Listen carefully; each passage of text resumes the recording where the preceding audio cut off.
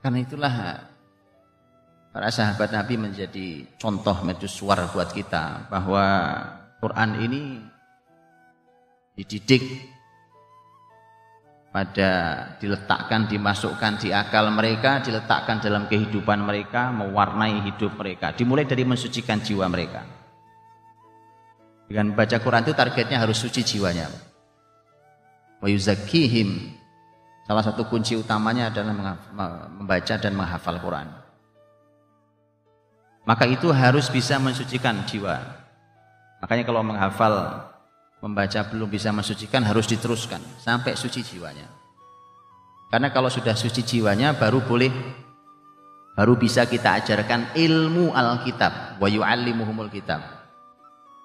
Karena nanti ilmu Alkitab ditumpuk saja di kepala. Sekian kitab sudah dilahap tadi itu. Tapi itu menjadi tidak bermakna karena nggak kunjung keluar dari kesesatannya. Apa mungkin? Mungkin, Pak. Lawang hari ini hadirin, orang-orang orientalis itu mereka bisa kok membaca berbagai kitab tafsir. Oh, mereka masuk Islam aja enggak? Bisa. Sangat bisa. Allah alam, dulu saya pernah ketemu teman-teman di kampus. Kemudian ada dosen orang Belanda. Teman-teman saya bilang, ini orientalis. Di Belanda yang lewat ini dosen orientalis dan dia belum masuk Islam, tapi hafal Quran. Saya bilang, hafal Quran? Iya, hafal Quran. Gak masuk Islam, Pak. Kalau betul cerita teman-teman saya bahwa dia hafal Quran, itu gak masuk Islam. Bisa, Pak, bisa. Baca, ngafal Quran, baca kitab tafsir, bahkan ngajar orang, tapi hatinya gak suci. Ya, yuk kita naik satu level lebih tinggi. Maka tadi saya bilang, Pak, generasi tunas ini jangan dihadapkan dulu pada badai. Matah tunasnya. Jangan dulu. Hati-hati dengan berbagai fitnah. Tadi termasuk fitnah keterkenalan tadi itu. Itu fitnah sendiri. Agak mengerikan. Fitnah niat, fitnah visinya. Mengerikan. Bagaimana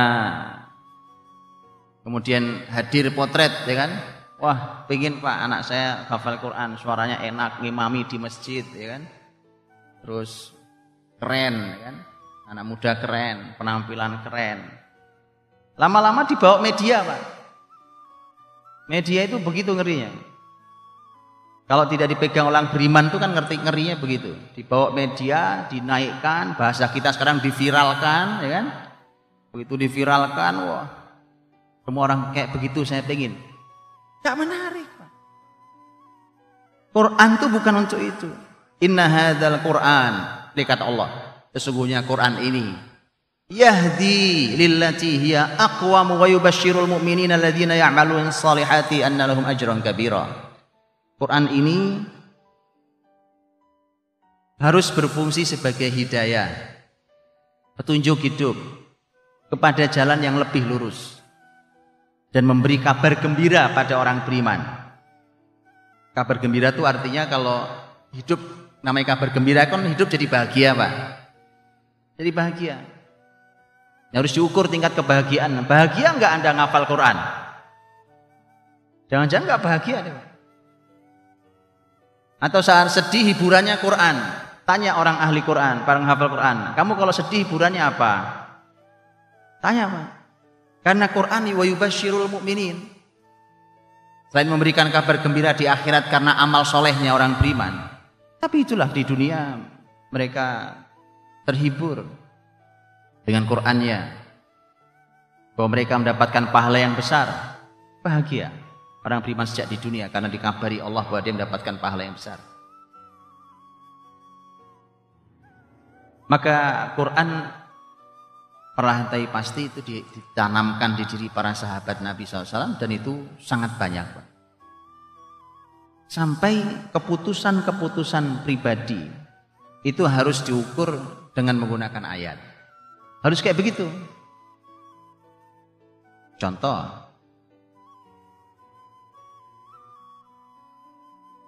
Ketika